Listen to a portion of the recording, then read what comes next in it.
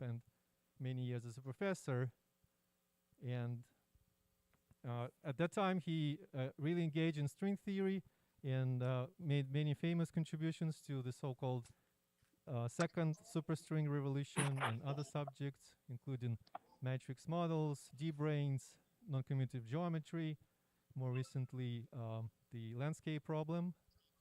From 2000 to 2008, he was the director of the center at Rutgers, and in 2008, he joined the newly established Simon Center for Geometry and Physics, where he became the first permanent professor.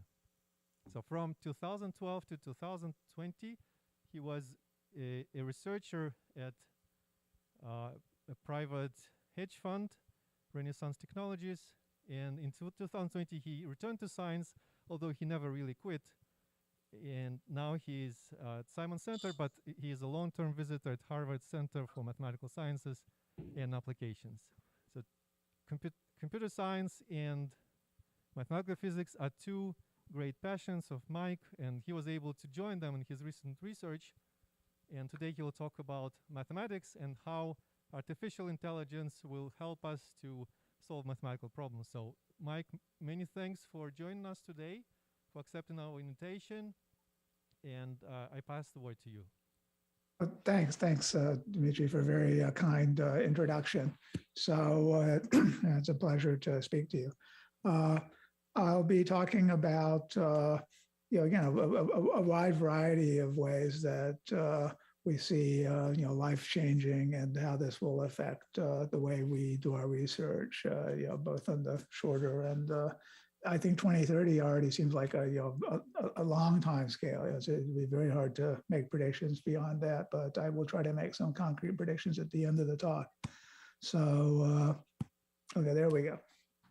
So let me begin by giving a brief history of computer science to help us look ahead. So that's so the idea to talk is to go through a bit of this big picture history and then show you some of the lines of research that have been pursued specifically, and then helping researchers do science in the last 10 years, recently, and then try to extrapolate that.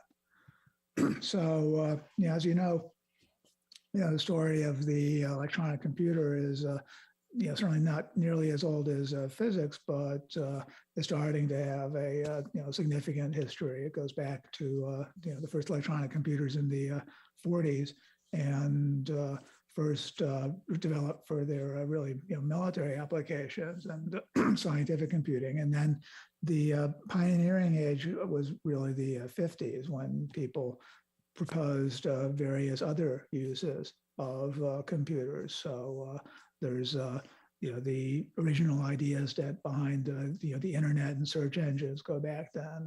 Vannevar Bush is a famous name in the States for proposing these things.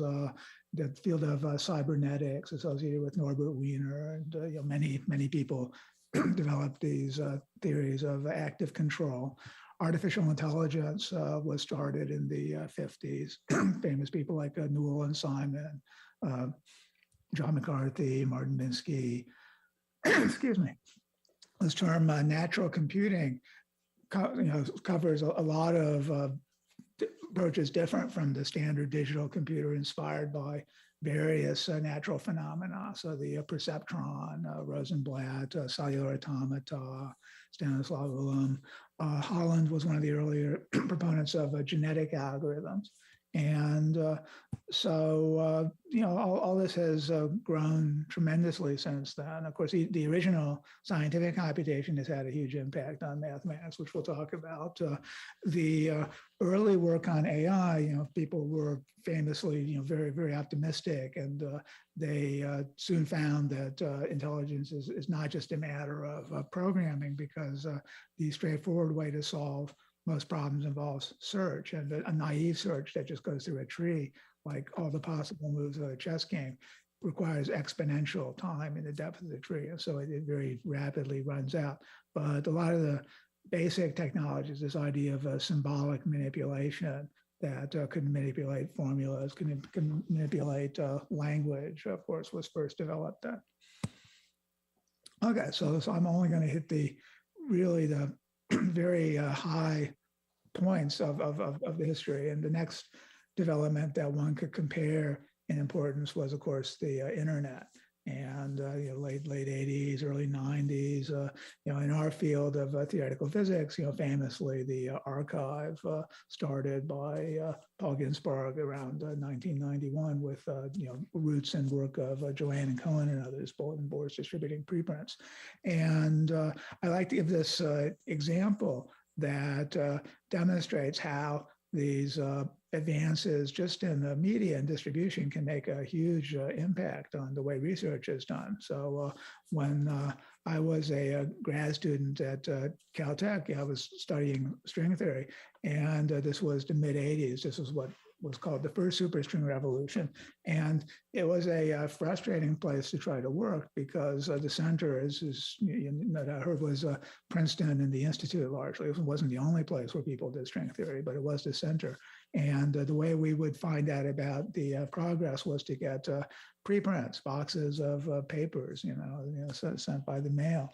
And so we would get a box, and all of the students would open and read the papers with great interest and come up with our research questions and start working. And by the time we had properly gotten started, the next box of preprints would come, and we'd open that up, and most of our questions would already be answered.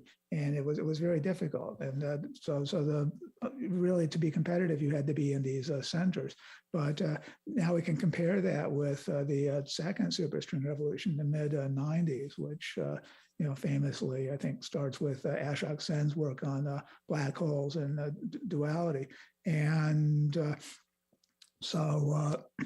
what one found very quickly there is that Sen not only made these initial breakthroughs, but continued to contribute at the forefront of the field. And many groups around the world were able to contribute at the forefront of the field. And there was no single dominant center of research. It was very different, and really much more, largely due to the archive, this ability to follow the research, the day it happened. And there are many examples of how the internet has changed the way we work and think. And another very instructive example is Wikipedia, where this was developed, early 2000s, really. And I remember when this was started, most people were very skeptical that this could work at all, letting people edit the documents freely. And in fact, the previous encyclopedias, any project you compare this to, required a good amount of organization and hierarchy and chief editors and editors and so forth. And Wikipedia actually does have that, but it has relatively few editors for such a large and all-encompassing project. And this surprised people, and it's just quite impressive that it works as well as it does.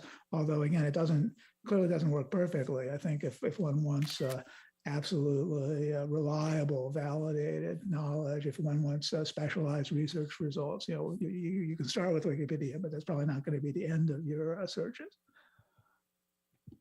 Okay, so now we're clearly in the midst of a third leap of progress of comparable importance, machine learning. And some people use that term synonymously with artificial intelligence, and I'm using it as something of a subset that is related to pattern recognition, and especially to statistical methods. One could argue it's really an extension of previous work in statistics, but with a lot of additional technology that makes it far more effective than previous similar approaches to pattern recognition. And as you know, this has been widely adopted. It really is at the center of the activities of many industrial research labs, Google and Facebook and the like. And so the question of this talk is, machine learning is a mathematical concept itself, and there are variety of mathematical scientists who do research on machine learning, and very, very interesting. But the question of this talk is sort of the other way around. How do we use this progress in machine learning and artificial intelligence and related developments to improve our ability to do research and do the things that we like to do, communicate and so forth. So it's very broad question. So let me now survey some of the existing software and tools in the area of media, modes of communication. And these are all things that most of you will have seen. And if you haven't seen, you can easily look it up on Google search or another search engine. These are all public, and there's, these are I've listed things that it is good to at least know what they are. And, probably, almost everyone here probably uses LaTeX. Surely everybody here uses, at least reads web documents. I've mentioned the archive already. There's ways of organizing calculations and research, such as the famous Mathematica notebooks, and Jupyter is an open source version of that. There's search engines. There's a variety of reference sources that are created by people in math world. There's this idea of what I call Q&A social media. So social media that are really directly organized to answer people's questions, get them out into the community, and that's valuable. Again, referencing tools. Again, things that I encourage you to look up if you haven't seen a particular item here. Okay, computational tools. Okay, so computer mathematics, many people think of is symbolic with us, synonymous with symbolic algebra. So Mathematica, a very famous system. The open source, the most developed open source analog of that is called SageMath, and there's cloud platforms for both of these things, Wolfram, Alpha, CoCalc. There's a wide variety of specialized systems. So in particular, many fields of especially discrete mathematics, group theory, commutative algebra, and so forth, have specialized symbolic algebra platforms. And a lot of these have been integrated into SageMath because it's open source. That's relatively easy to do. And Wikipedia has a nice list of more of these computer algebra systems. Software development tools, not perhaps developed originally for the use of scientific research, but for the broader computer programming community. And as such, a lot of effort goes into developing these tools. And there's a lot of very valuable concepts encoded there. For example, the idea of a repository with version control to keep track of all of the versions, and how do you combine work from various people. So again, if you're sufficient, young enough, if you do a lot of programming, you almost certainly have used GitHub and are familiar with how that solves a lot of those problems. And if you're not, it's worth looking it up and finding out, what does this do? What are the problems that this solves? And software libraries, there's, I'll come back to this point of how do you effectively find and use the things that are already encoded in software libraries. Mathematical databases. So a very, very famous example in our field, of course, is the Kreutzer-Skarka database of Calabi-Yau manifolds, which goes back more or less 1990. So really very, very early in this story. Another broadly famous example, the online encyclopedia of integer sequences. And that's a sequence of integers comes up in your work and you're curious what it could be connected to. That's a valuable resource. And I've given a link to a list of maybe 100 of these mathematical databases. There'll actually be a conference at BU in May on this very topic, big databases in mathematics. Interactive theorem verification. So this is something of growing importance, which will take up perhaps a third of the talk, this idea that one can take a mathematical theorem and encode it or formalize it in a way that a computer can rigorously check that the theorem is true, follows from the axioms of mathematics, perhaps additional axioms. And this is, for reasons I'll describe, will be increasingly important. And then this is there's a sort of a spectrum of these things that, depending, this is what's called higher order logic. And then one can do more if one is just working with propositional logic, and I'll talk about that a bit later. And there are examples of famous theorems, such as, of course, the four-color theorem, first proven with the help of a computer, but now actually verified on the computer. So again, I'll come back to those. Okay, this is a few research projects going on now, to give an example of some of the work. And this page I actually should update, because yeah, again, I think the field is accelerating in progress. So I'll talk about formula search, web-based math, collaborations, this famous polymath project. I'll talk about AI and theorem proving. Things like computer grading of problem sets. There's actually been significant progress. So again, a lot happening. So how do we get a grip on this very broad subject? And to do that, and to give some more concrete examples, I'm going to start with a mathematical search engine. So the concept is, it would seem pretty straightforward. You like a search engine. You describe some mathematical concept of interest, and you get back a list of documents. It might be things people write, it might be programs, it might be something computer generated, but all relevant to whatever concept we're asking about. And then there's a case where the problem is pretty well solved, which is that the name, the thing, that the concept has a name associated to it, and the name. And so, for example, there's a concept of a sub-Left space in functional analysis. And if you type a sub-Left space into Google, you will find that indeed there is a Wikipedia article. And there's even this little box on the right that summarizes something about the concept. And this is part of what's called the Google Knowledge Graph. This is a more organized form of the search results. But in any case, you very quickly get to the information you need. And that's very good. But what if you don't know the name? Maybe you didn't take functional analysis and you never heard the name.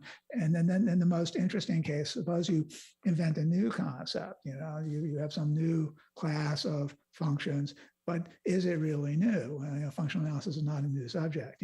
Probably somebody did, invent it. Maybe they have results that would be useful. So how do you search for it if you don't know the name? And in general, that's a big problem. But in mathematics, there's more hope, because we know that many concepts can be defined precisely. They can be defined, and some can be defined in terms of formula equations, some in terms of logical expressions.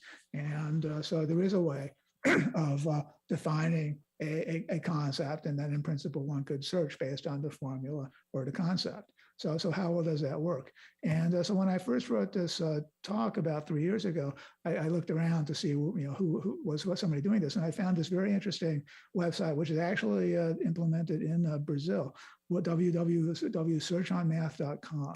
And so you can type that, and it accepts queries in essentially LaTeX. So you see between dollar signs, this notation, which it's then put the printed, the standard notation on the bottom here. And this was trying to ask the question of a prime number. What is a prime number in terms of an actual definition, which is, having then, after the first version of giving the talk, realized it's actually not quite the correct definition of a prime number. And I'll come back to that, but it's close.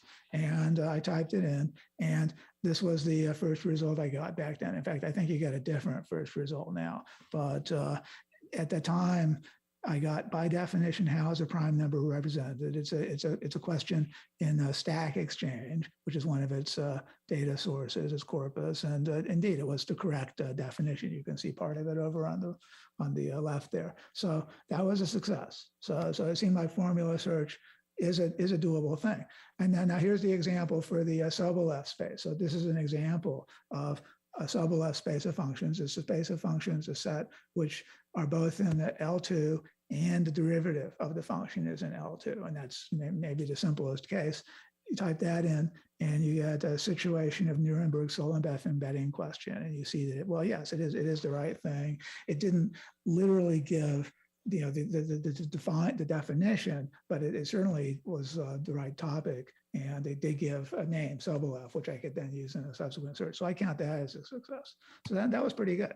But then you keep trying it. And so this was an attempt to do again the search for prime numbers, but let's not cheat a little bit, because before I was using the symbol P in my definition. And of course, that's very commonly what people use to denote a prime. But if it's supposed to be understanding the concept, then it's the same concept, even if you call the prime Q, or whatever you want to call it, it shouldn't matter. And then you would think I had improved things a little, because I actually now give a correct definition. A prime is a natural number greater than one. Well, a natural number such that there's no natural number n greater than 1 and less than the number q, which divides the number. And so there's no divisors other than 1 in itself. And then you type this in and it doesn't work at all. And evidently it was keying on the fact that the symbol P was often used to denote a prime. So it was some progress, but I think not solving the problem. No, there's actually other work that did a better job on that point. That there's something called math web search from Michael Kohlhaas, a researcher who's done quite a bit in automated mathematics. But my point is just to illustrate, again, one of the most basic issues that come up in this sort of thing. And then more interesting issues, well, this was a very simple case, a prime number, that you could describe it in a simple formula in terms of standard arithmetic. And although often you can describe concepts in terms of 1 or 2 formulas, usually you need other definitions for which the notations are not very clear. And so I've given the example of what's a simple group. Suppose we come up with this idea of a simple group as one that has no normal subgroups. Okay, but again, we don't know the term simple group. Let's search for simple group. Well, it's very easy if I say, normal, this is the second line here,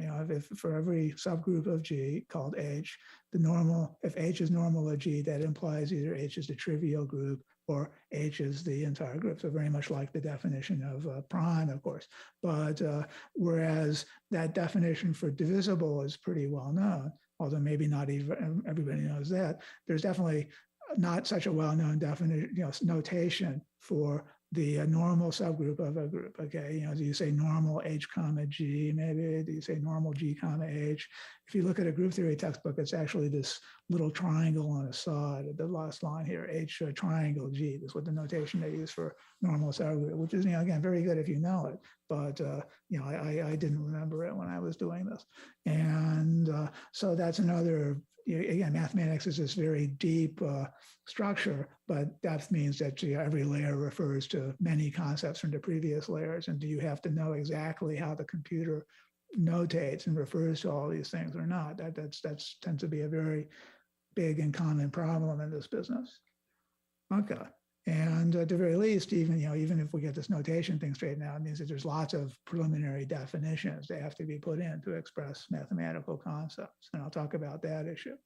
Okay, let's suppose we got all that to work and we find a thing that we want. Okay, and so we find the definition of, we find like maybe software that works with Sobolev spaces. I don't know, maybe proofs or something. Okay, so what do we do? And then there's various extremes. So the one extreme is to do what I was advised to do in grad school, which is not to copy results out of papers, but study them and understand them and maybe try to rederive them and so forth and learn what's going on. And then one can try to do that. And then there's the other extreme, that the high school student finishing his term paper, it was due in 2 hours, and they just copy it in and hope for the best. And although the way I'm saying it makes it sound like the first thing is better and more virtuous. Of course, that's very simplistic, and there's just most results in mathematics and theoretical physics are well understood and justified, and it is correct to just copy them. And life is not long enough to always rederive every result. And on the other hand, now you like to know, well, I just found a result using a search engine. How do I know if it's correct? And of course, we all appreciate these problems of fake news and disinformation now very much. And it's obviously a problem that doesn't have a general solution. But again, in mathematics, there's much more hope of finding a solution because the criteria are much more objective, and we actually do have proofs that can convince us that a result is true. So that's the perhaps the ultimate way to answer this question is that when you do the search, the result would come with some sort of a proof or certificate of correctness, and then those are the results you would use. You would insist on that, but again, that's not the state of things now. And many, for many projects, one restricts one's, to use things which are already in software libraries, which at least means that, some expert has looked it over and checked it and, will vouch for it. You might only use results that you can spot check in some way. So if you have like a function f of x, you can check it on some known examples. That's known as a validation. And so this starts to be some indication of why these questions of automatic proof and proof verification are so potentially important. Okay, but let me come back to that.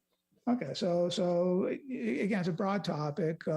Let me say a little bit about computational mathematics.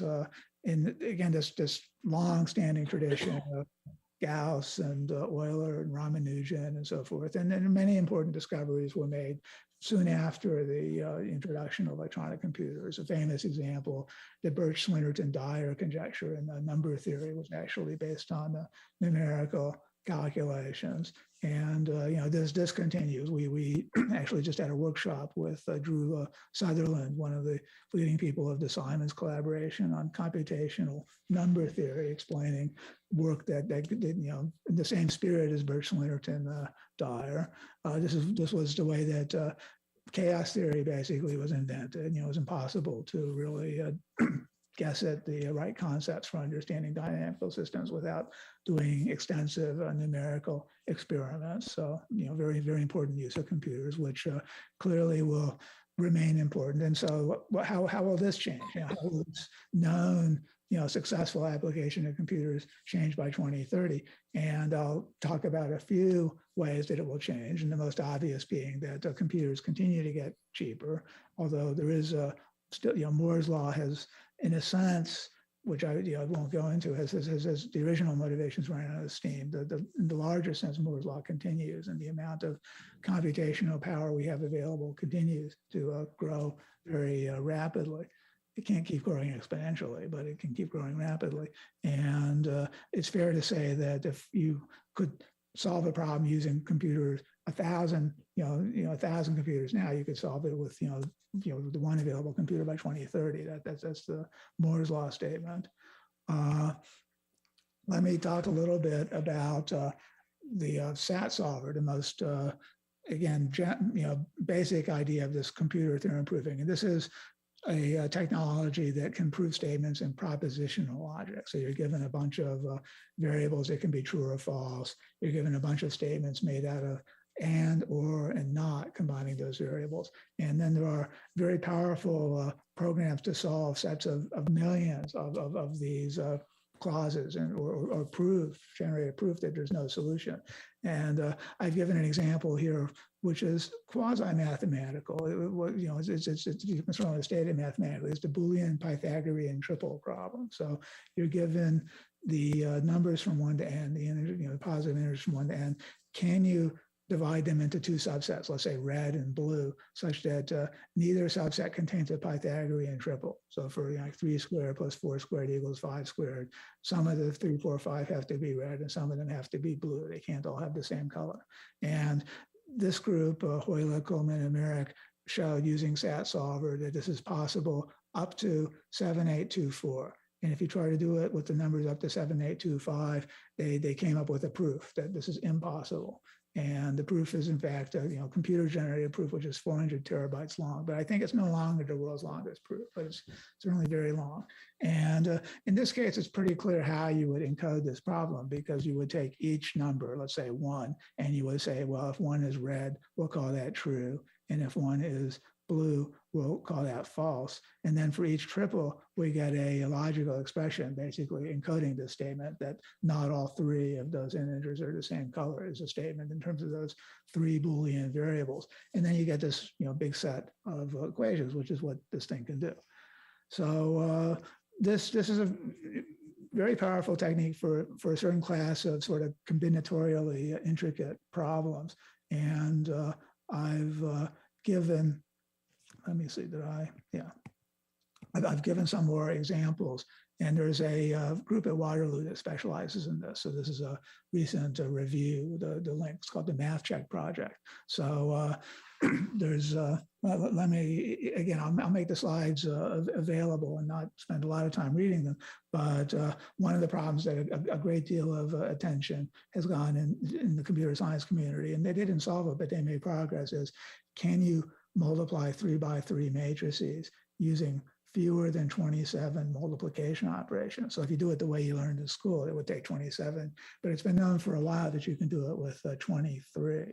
And so far as anybody knows, you can't do it with 22. And they did not prove that, but they did show that there were many ways of doing it with 23 and so forth. And so again, it's not even totally obvious, because this is a problem involving in arbitrary number systems. How would you encode this in propositional logic? But they were able to do it in a useful way. So it's an instructive example.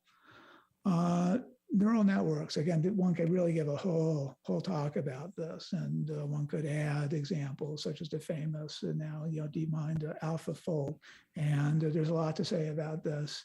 Again, I would, to do this justice, I would give a whole second talk. Let me leave the subject with that. Statistics, obviously, one could give a whole talk on that, but the point that I wanted to make about this is that there's this trend which has been going on for a while that is very much part of this machine learning community, that one develops more general statistical methods that in general might not be as efficient, but they are very general, and you can apply them to large classes of problems. So you have a large class of generative models modeling probability distributions. You have a lot of measures and distances on spaces of observations. And the one which has also been quite important in mathematical physics in recent years is the so-called Earth mover distance, or Wasserstein distance. Okay, and this is basically if you're given two distributions, you can visualize their probability distributions, but you can visualize them also as talking about the amount of stuff that sits at various points in your underlying space of outcomes for a probability space. And now you ask, given a distance function, what is the minimal distance it takes to move each piece of the distribution X into some corresponding place to get the distribution Y? So I've formulated that mathematically. So it's a very general class of distances between distributions. And then this can be used in all sorts of examples. And I've given an example from particle physics developed by Jesse Taylor and his group at MIT of the study of collider events, and say at the LHC. So one's familiar with this idea of the experiment naturally measures energy distribution, energy deposited in various cells of the calorimeter, and then one of the standard problems, of course, is to identify jets in a hadronic collision and to group together the cells of particles that are all derived from the same jet from the original interaction. And there are many, again, old problem, many statistics developed for doing this. And what Taylor et al. Proposed was, let's just take the distribution of energy on the cylinder surrounding the interaction region as a distribution in this general sort. And let's just use this Wasserstein distance to define a distance between pairs of energy distributions. And then once you have a distance, you have this idea of clustering, a bunch of events in the data are close together. We're going to call that a cluster. They are far apart from some other bunch of events, and so one has clustering algorithms to identify, and that reconstructs the analysis of jets. And they even showed that it reconstructs some of the older hand-derived definitions of jet in experimental physics, but from this very general point of view. And so again, these are ongoing trends that clearly will be important, continue to be important, will change how we do things in 2030. Okay, I want to go through this very quickly because I think this is important, but again, it seems to be making less progress than some of the other things because it so much depends on human input. How would we change the way that we write textbooks in math and theoretical physics and mathematical sciences? And of course, there's a huge potential here because we have new media with all different capabilities are being used in so many different ways. And it's not hard to come up with a wish list of ideas that can be used to improve textbooks, pedagogical media, using hyperlinks, taking advantage of these Q&A social media and so forth, and allowing expanding and contracting passages and having flow charts and dependencies and so forth. I mean, again, I think none of these are really new ideas. The question is, how can they be made easy enough to use that people use them as a matter of course? And then there's another direction, which is, again, if it's true that computation is increasingly important in math and theoretical physics, should that change the conceptual way that we teach these subjects? Should we be emphasizing computation earlier on? And here's a very good example of a textbook which does that. It's developed by Jerry Sussman and Jack Wisdom from MIT. And this is a textbook of classical mechanics, but which advanced classical mechanics. It starts with Lagrange and goes all the way to perturbation theory and classical mechanics, chaos theory. But it does everything in parallel with computational experiments. It has its own symbolic algebra system. And so it's not just computational experiments of, integrate the equations of motion and see what happens, but how do you work with, how do you do the basic manipulations? How do you derive a Hamiltonian from a Lagrangian and so forth? And all these things are presented with computational examples. It's an interesting illustration of what you can do. And it also, I think it illustrates some of the disadvantages because, of course, if the technology is not seamless and easy to use, of course, to some extent it gets in the way as well. And that's the challenge, but it's a very interesting example. Okay, so now interactive theorem proving. Okay, so this is another of these topics that goes back to the pioneering days, this idea of an automatic theorem prover.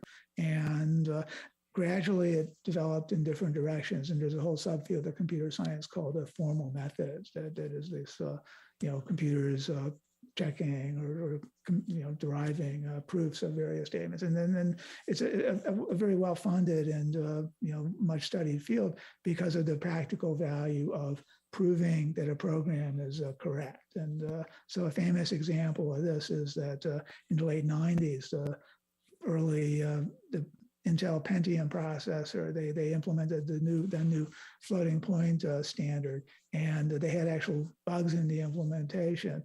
And because it was totally specified, it was like, very, weird boundary cases when the number of, you might underflow and a wrong thing would come out. But the users were so bothered by this that eventually they recalled all these chips, and it cost Intel more than $1 billion.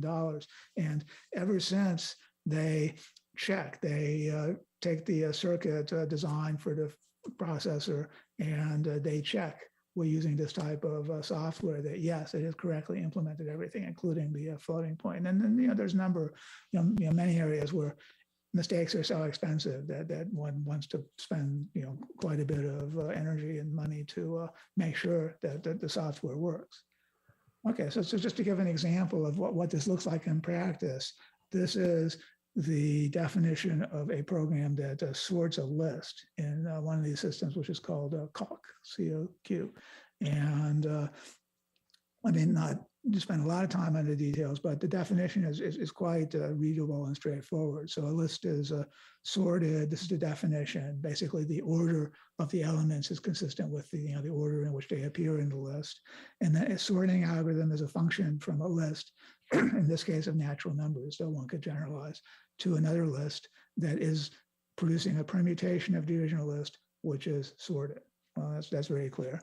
And then there's a nice recursive definition of permutation where, two lists are permutations of each other if they are permutations to which you've appended the same element X in the beginning, to which you've appended, say, XY in the beginning of one and YX in the other, so a transposition, and then the transitive closure of this.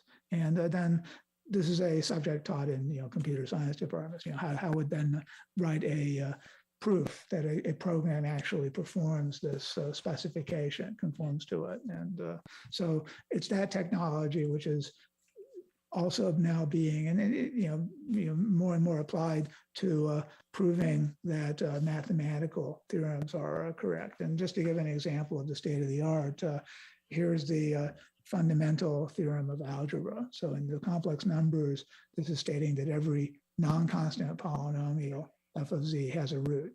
And here's how you would say that in another system called the lean theorem proving language. Okay, so exists root, f is a polynomial over the complex numbers with a degree greater than 0. Then there exists some complex number z, so that if I evaluate f at z, I get 0. So there exists a root. And this is the one of the standard informal proofs. And this is without some of the calculations. With the calculations, it's about twice this long. And so the strategy of this proof is that we first argue that the absolute value of the function does attain its minimum at some point z naught in the complex plane. And that uses just general properties of polynomials, and then we combine that basically with a holomorphy to say that if the minimum is non-zero, then holomorphy and Taylor expansion will show us that there's some nearby point where we get a value less of smaller absolute value. So that would be a contradiction. Okay, so now this is the first step of that proof, which is the step that says that the absolute value of z attains its minimum in this lean programming environment, theorem proving environment. Okay, so exists for all abs polynomial eval LE. So P is a polynomial.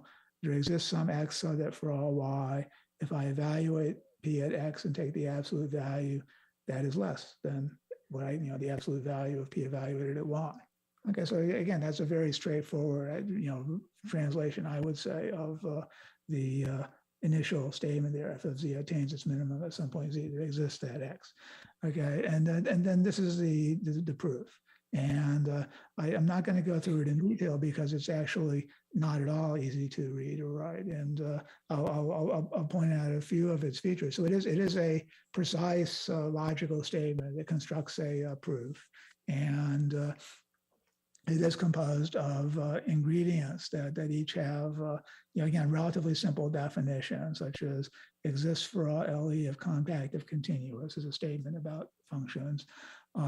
It contains these tactics. Okay, so when you see symbols like a simp, that means take whatever the state of the proof is at that moment, apply the thing in brackets as some sort of equation or a lemma, and see if you can simplify the expression. Okay, so we've given it the hint that, well, yes, this is an interesting fact to use in that context.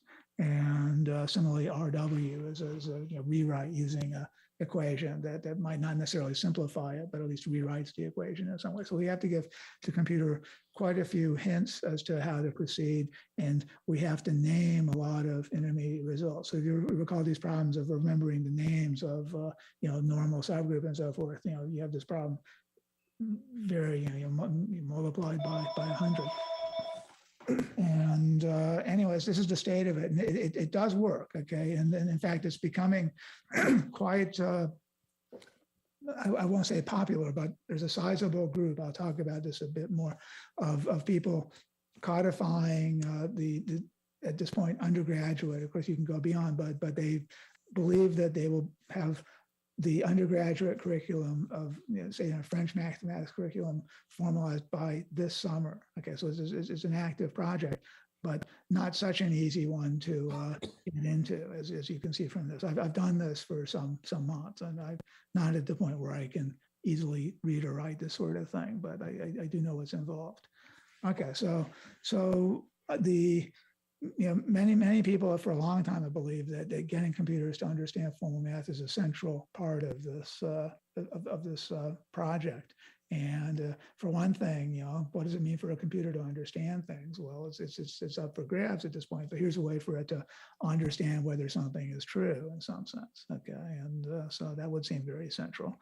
And one can imagine various ways of, going beyond. And the most straightforward way, and the one I'll give the most time to, is maybe AI will make the computer smart enough to not need all these hints. Maybe we'll just give the statement and then say, prove it, and it will prove it. Or maybe we can just get by with giving it, 2 lines, a couple of hints, as we might do with a human proof. So the human proof was like this: I did give a hint, but since f is continuous, dot dot dot. So that's explaining something to the reader, but it was only 2 sentences, not all this stuff. So that's perhaps a reasonable goal for a computer to understand a proof of that level of explicitness. How close are we to doing that?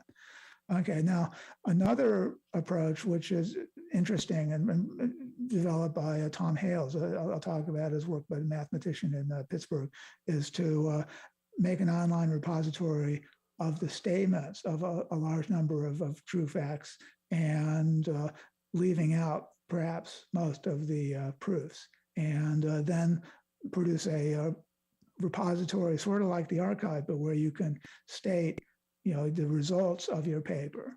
So the computer's not necessarily understanding the proof, but at least for the purposes of search, of codifying what does the paper claim to prove, that could be very useful. And this seems like a doable project, to not just do undergraduate, but to cover most of mathematics. And my sense now is that, in fact, this is, we should be more ambitious than this. Okay, that the progress is going faster than was assumed in this proposal, but it's definitely an interesting concept.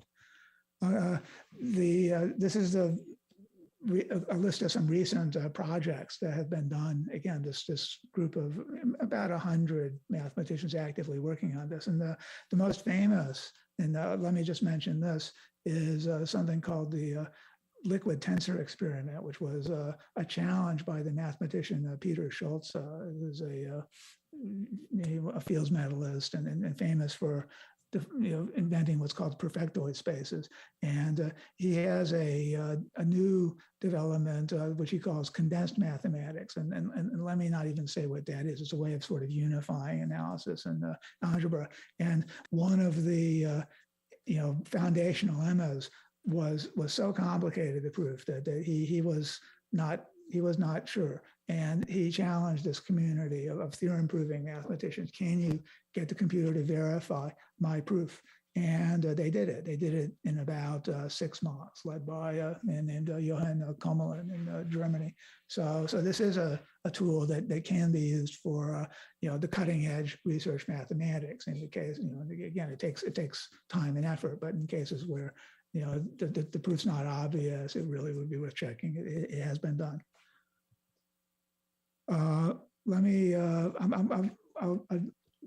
don't want to spend much more than an hour, so let me very quickly skip over some of this. Again, this is not new material here. This is a review of some of the theorems that were proven with the aid of computers. So Thomas Hales in particular, the Kepler Conjecture, and these proofs have been formally verified in this way. This is work of about 10, 15 years ago now.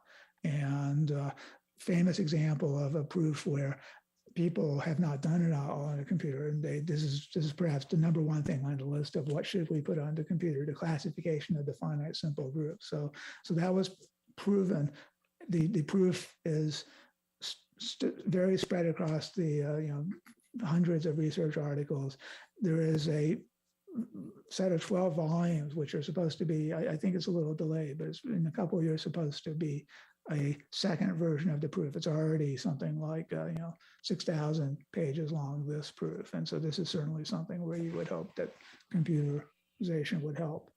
There's a famous example in physics. There's many, but one which I use in this talk of a theoretical error that might have been caught by automatic theorem verification is the G-2 to mu calculation circa about 1996. So maybe some of you remember that there was a period when the theory and experiment disagreed by 3 sigma. And in that time, it was due to a theoretical mistake. It turned out that you had to add you had to estimate in particular the effect of hadronic light by light scattering. And for a while, that had been put into the calculation with the wrong sign. It turned out that there was a different convention in the symbolic math program that they had used to calculate the hadronic light by light scattering. It was put in with the wrong sign, and that was what led to that 3 sigma. So a simple enough mistake that, in physics, one might have been able. So again, every field has some problems which are sufficiently important or some long enough lasting discrepancies that this sort of thing is worth applying.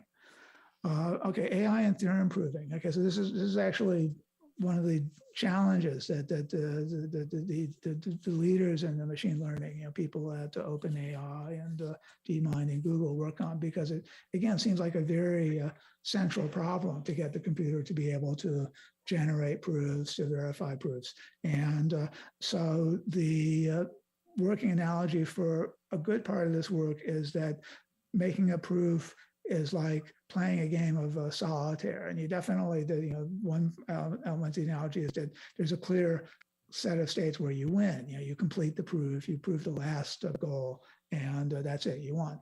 And then what are the moves? Well, some moves are obvious and you wouldn't, you would just do them automatically, but the central move is premise selection, that you've got this huge library of known proven results. And for each step in your proof, you might have to call on one of those to take the next step of the proof, and which one do you choose? There might be millions in your library. And then, as I mentioned, in the lean system, and in fact, all these systems have this idea of a tactic, that there are additional operations such as instantiate a variable instead of saying for all x, make x an explicit variable in your context, or you rewrite using a particular equation and so forth. And then those two things are the moves in these systems. And so, as in a game of solitaire, how do you decide which moves to make? And so one strain of this work uses the same technology that was used in AlphaGo and AlphaZero, reinforcement learning. And so if you have a set of proofs to generate, in this case by humans, to train on, just as the AlphaGo program used a corpus of Go games to train itself, the reinforcement learning system can look at these proofs and train itself to try to predict what's the next move in any given situation that will help complete a proof. And so this is, again, it's not, these things are available as options in the theorem proving systems, and they are improving in accuracy. They're not strong enough to complete a big proof by yourself, but it's strong enough to be useful as giving recommendations.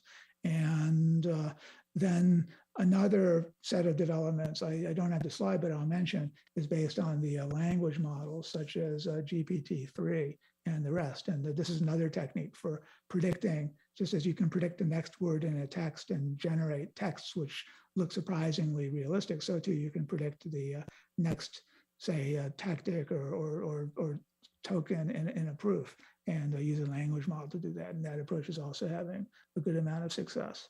And the idea that you could turn informal mathematics or scientific works into this kind of formal description seemed, when I first wrote this talk, very sort of brave and forward-looking. But again, the most recent development in this is a system called Codex, developed in the last year at OpenAI, which you can give an English language description of a task, such as calculate and print out the prime numbers up to 100. So you can say it in English. Maybe they'll have a Portuguese version at some point. In fact, it may be that it will even work because these language models have some multilingual capability. But in any case, it translates into a Python or many possible programming languages. It writes a program that carries out that task, which is very similar to what we're asking for here. So again, this progress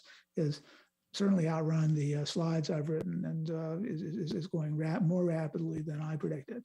Now, I just talked about this reinforcement learning and the idea that you would use a corpus of human results, such as human theorems, to train the computer to prove theorems. Now, of course, famously, there was AlphaZero, which came after AlphaGo, which started from only the rules of Go and played games against itself and was able to learn to play Go better than AlphaGo, not to mention better than humans. And so could you make a theorem prover somehow do a self-play, to somehow play against itself? And this idea still hasn't really come to fruition, because, of course, in a game, a two-player game, it's clear what the goal is. You're trying, you win if you beat the opponent. But in mathematics, it's very easy to just generate true theorems, which just by concatenating tautologies together, and that's not mathematics. Those are just not such interesting statements. And so for the computer to play mathematics against itself, somehow it has to have some idea of what's a interesting statement. And again, there's talk about that, but not a system that's been able to do it yet. But there doesn't seem to be any obstacle to the computer learning what is interesting. But how the details remain to be done. So there's another old subject in AI, but again, I think one which is ripe for development. Okay, so let me summarize and give these predictions. Okay, so I described a variety of lines of progress in computers and mathematics, and let me make some predictions. And these certainly have held up from when I first was giving this talk. So I do predict that there will be more textbooks along the lines of Sussman and Wisdom and others that really integrate computation into the discussion at every level, to the point where one would not be completely happy using an older textbook, and one would really want to use a new textbook of this type. Again, this computational mathematics tradition, will continue to be going strong. And another development which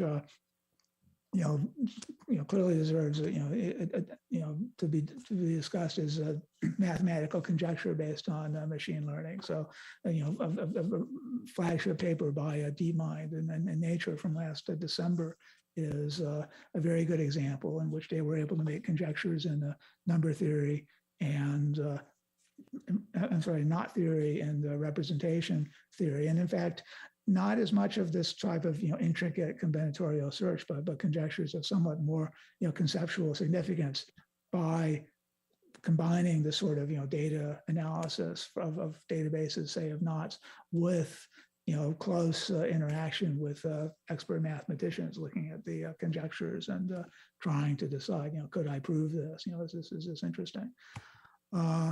These theorem verification systems will be more and more easy to use. And in fact, I certainly would, in fact, in the next 5 years, predict that they will be as easy to use and in as common use as, say, Mathematica and symbolic math is now, that one will practice with it for, have a book, practice for a few days and be able to use them on one's, real problems of interest.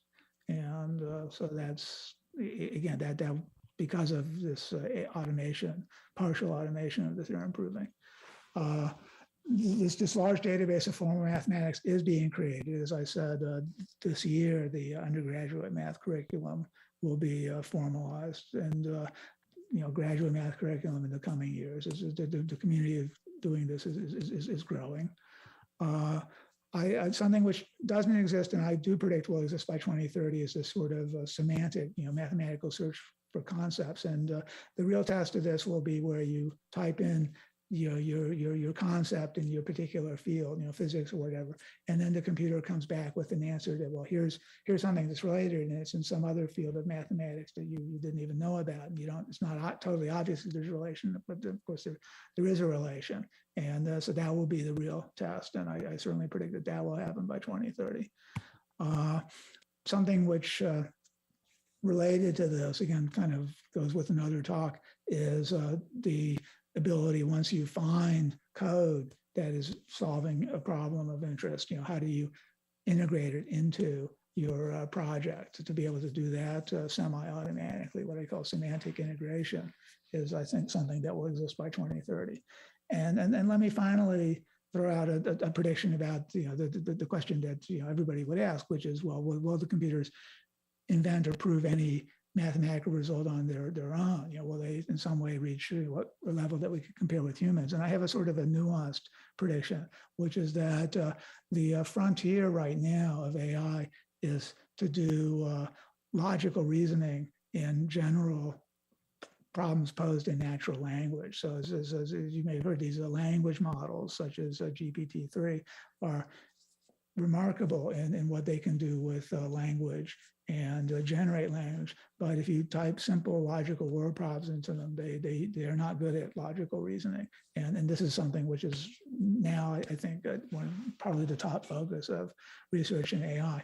And so this has not yet been solved, but if and when this is solved, then I would say that the place where there are many, but mathematical reasoning is the place where such a breakthrough then can be, leveraged to produce dramatic, results and improvements. Because of course, in most areas of, even in science, in most areas, you can't, long chains of reasoning only have a kind of abstract value, because they make assumptions, and you get some number of steps along, and you usually your assumptions, at least one of them turns out not to be founded. So reasoning is valuable, but always has to be checked by comparison with the real world, or with the other information about the subject of interest. And math is that unique domain where it is supported by axioms, and you can rely on an arbitrarily long chain of reasoning. And so once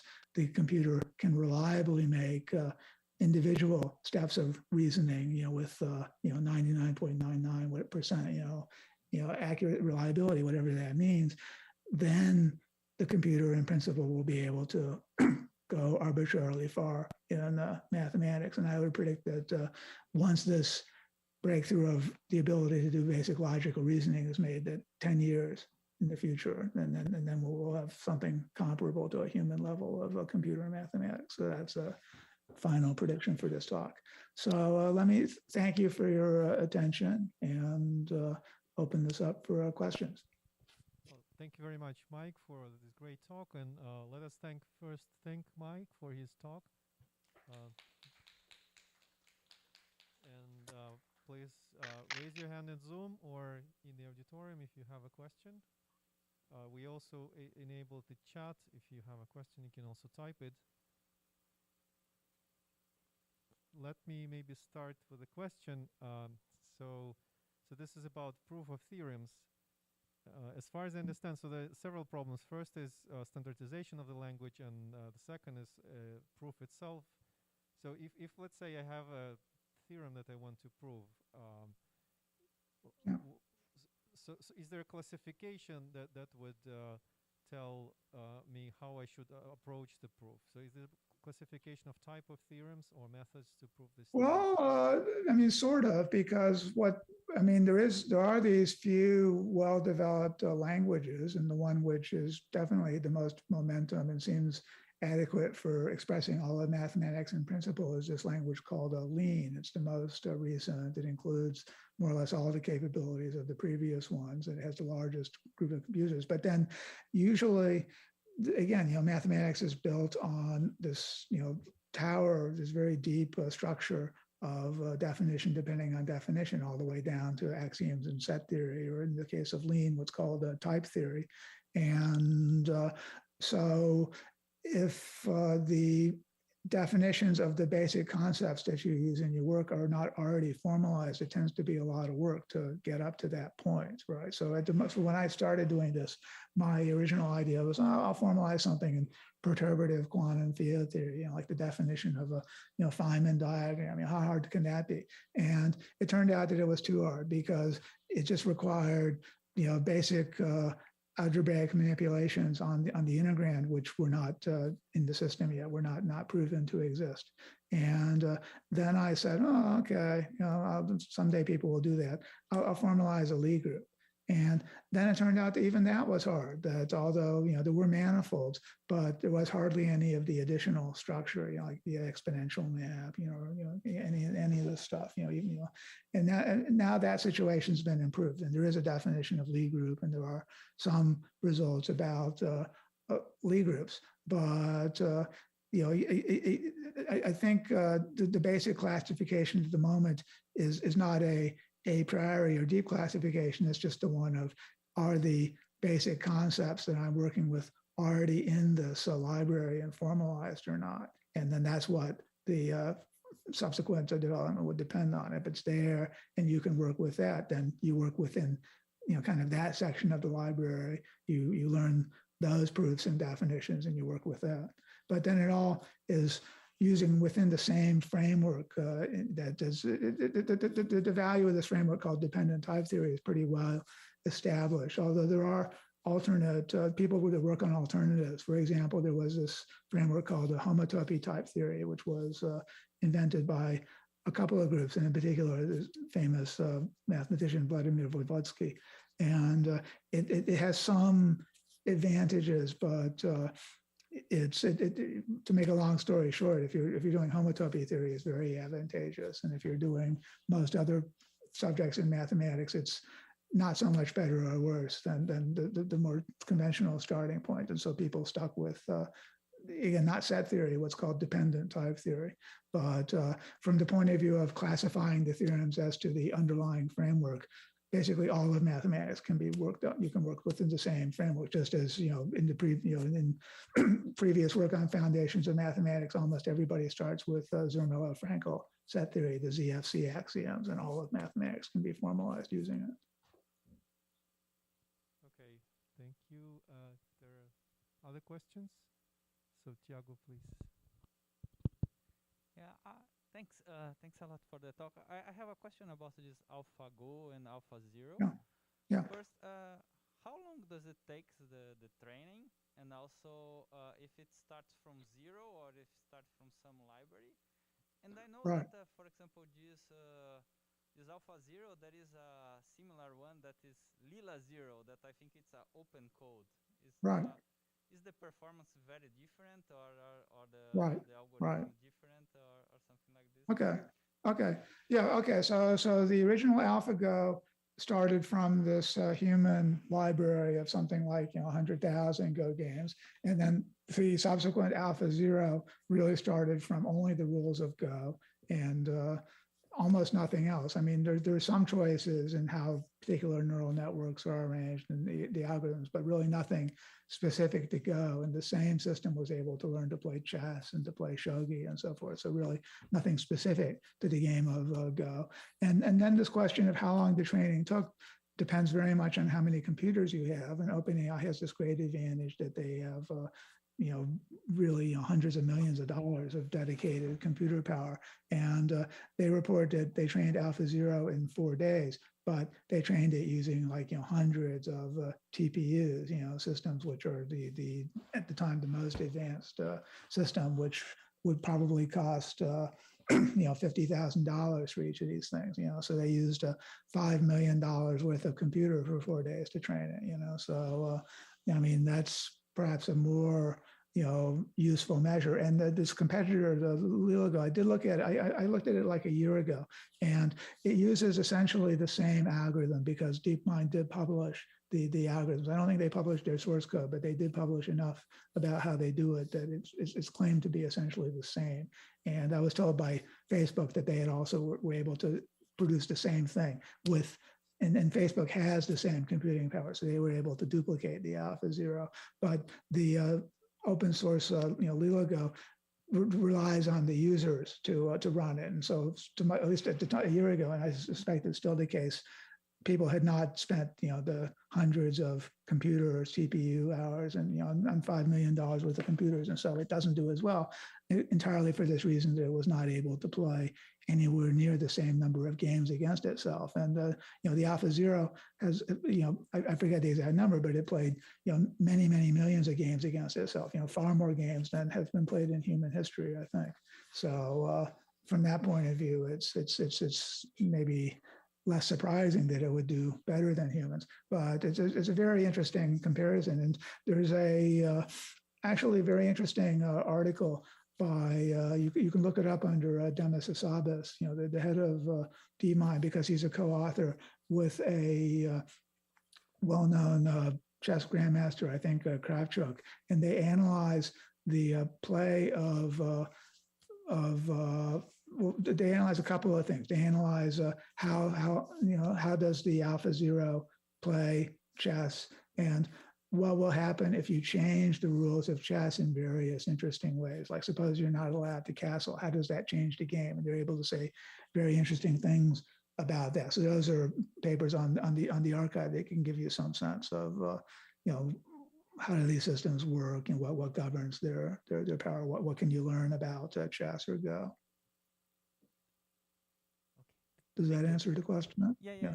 Thank you. So there is a question from Richard Brower in Zoom. So Richard, Yeah. please Right. unmute yourself. And Oh, okay. Hi, Michael. It's Rich Brower. Hi. Very interesting talk. Thanks. I have a question, which is sort of, I guess, more or less on the interface level. I use Mathematica. I'm very bad at it. I find it very frustrating that it won't do simple heuristic moves that are Right. obvious to.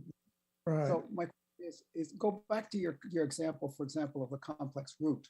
As you said, Right. the syntax of the actual thing is kind of forbidding, but the statement of what you want to do in natural language is rather simple. So Right. it's possible to have an interface which you sort of steer it. I mean, you say, I want to do this, and then it tries a sort of symbolic form of that, and you say, no, wait a minute, it has to do this, and so on. In other words, it would seem to me you should be able to write that code Yeah. from your own a lot faster than writing it. You understand what I'm Yeah, saying? no, I think that starts to become much more conceivable now. I think, again, I mentioned these language models like GPT-3 and this codex system, and I think there is this big shift going on where before that, people really thought of the formal language, that the real logic and math and programming always had to be in terms of these precise formal things. And I think now they see that you can do quite a bit with natural language. And so indeed, I do think people are going to look much more at the sort of thing you're describing, where instead of working directly with the equations or the programs, you tell the computer, try this, try that. Yes. Well, I mean, a certain extent, even moving from Mathematica to alpha is a slight step in that direction, right? Yeah. Yeah, in fact, by the way, I'll mention something, you can look at it. There's an interesting article I saw by Klein, the old mathematician Klein. Yeah, of course. Yeah. That you should never totally reason by algebra or by intuition, but put the two together, right? Right. Yeah, that's very powerful. And so somehow, the humans can be in the loop and do something that the computer can't do, and vice versa. Anyway, that's my question. I think that's where we're going to be for a while. I think indeed the computer will have advantages, but it won't have advantages in everything. And there was a lot of human intuition which we be involved. By the way, another quick question which you can dismiss, which probably is a little bit off the subject totally, but does quantum computing give a different tool, or is it just irrelevant? That's a different topic. I mean, I think, again, it's going to be decades before the quantum computers are reliable enough to do, anything directly comparable to this. I mean, there are interesting things you can do with unreliable quantum computers, but I think it's just a different subject. And then, there's the central thing that people believe about quantum computers, of course, is that they are not fundamentally better at solving NP-hard problems and doing things like tree search. They are very advantageous in, for example, quantum simulations with the sign problem and some other problems that are directly adapted to quantum calculation. And then they have some advantage, even this question of like the factoring out of P to Shore, it's by no means proven that quantum computers are faster than ordinary classical computers, because nobody ever proved that factoring was hard on a classical computer. And there's many people that think that that's going to be the outcome, is that someday people will discover a way to factor more quickly, comparably quickly on a classical computer. So I think it's obviously a very interesting topic, but many decades before it directly relevant to the things I'm talking about here, but again, has its own relevance for quantum problems, for combining, if your information has a quantum aspect, then you would like a quantum computer to work with it, so it has its own purposes. Yeah. I share your skepticism. Thank you. Thank you, Richard. Okay. Well, many people wanted to ask this last question. Yeah. So there's a question from people in the audience. Catherine Pepin. Yeah.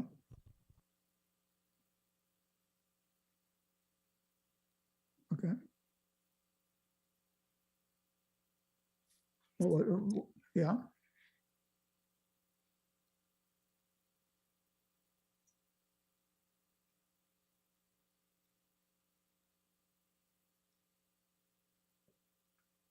Was there a last question?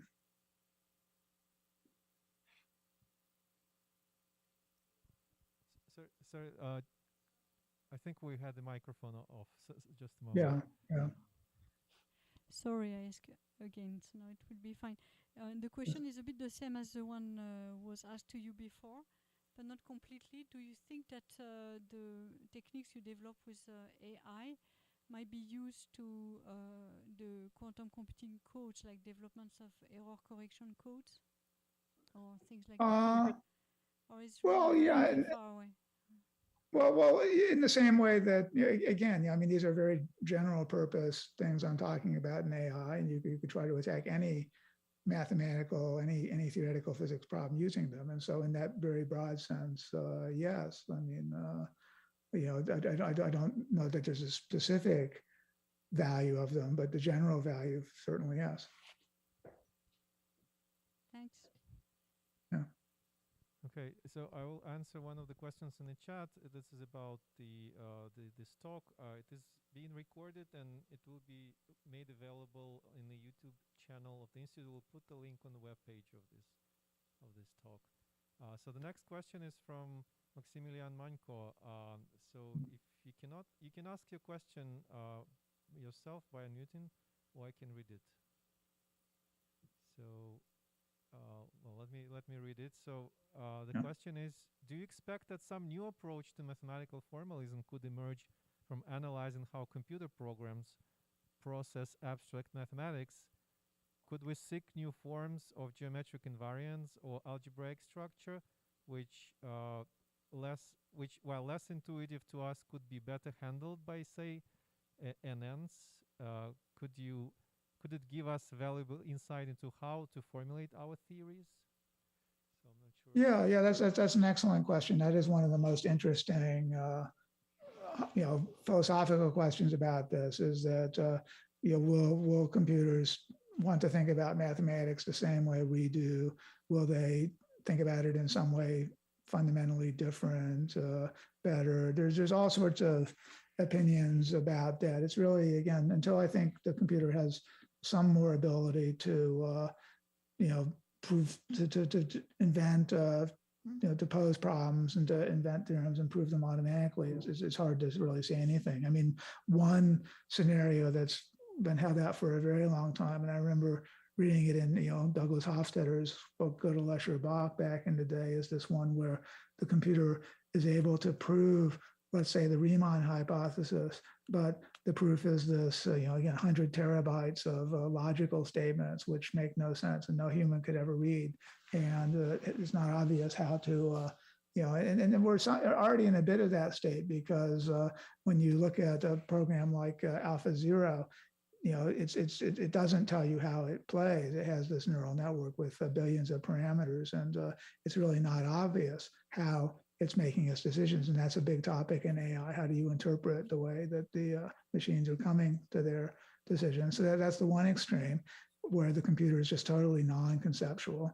And then there's another extreme point of view, which I guess it was Abhay Venkatesh gave a talk on this some months ago, articulating this, to say that maybe the computers will actually be both more able, but also more clever, and come up with shorter and prettier proofs than we do. I mean, why not? That's who can say? And yeah, I think humans, we don't know that much about human reasoning. To what extent are humans sort of universal and able to function with any mode of reasoning? Of course, consistent with their limitations. Humans can only do a certain number of operations and inferences per minute. So they are slow, but then within that limitation, they seem to be very broad. We do all these amazing things that obviously we weren't evolved to do. That never came up in the life of a caveman. And so I think it's not crazy to say that humans are pretty universal in some sense. And in that sense, whatever the computers, however they operate, we could at least understand it. But again, who can say? Maybe there are conceptual frameworks where you just need to be able to do millions of operations at a time to reach conceptual conclusions. So again, it's very, very, very interesting question, and something that maybe in the next decade we'll be able to say more definite things about. Okay, thanks for the question. Thanks, Mike. There's a raised hand from Richard, but I think it actually wanted to lower his hand. Richard, do you have a question still? No, I didn't lower it. Sorry, Okay. my mistake. All right. So, well, thank you again, Mike. Thank you for a great talk, and was nice to see you. And hopefully, do you have plans to visit Brazil in the future? Well, definitely in the future. I mean, yeah, we should talk about it. Sure. Hope to see you here physically rather than virtually. Right. All right. So let's thank Mike again. A very interesting talk. Thanks. Thanks, everybody. Okay. So long. Bye, everybody. So next week we have more seminars here at AIP. See you again.